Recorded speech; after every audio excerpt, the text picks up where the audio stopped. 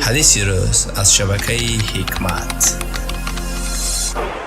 پیامبر صلی الله علیه و سلم گفتند جبرئیل امین نزد من فرود آمد و گفت ای محمد زندگی کن، چی قدره که می خواهی همانا در آخر خواهی مرد.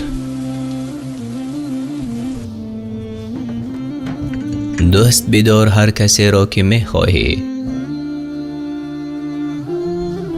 ولی در عاقبت تو با او جدا خواهی شد. عمل بکن آن چیزی را که می خواهی و تو پاداش عملت را خواهی گرفت.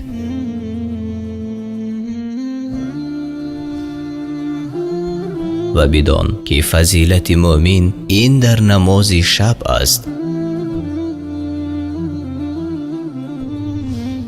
و بزرگی و شرف او باشد در نوابسته بودن از مردم است. راهی راست و نجات هر یک مؤمن این سنت محمد صلی الله علیه و سلم است.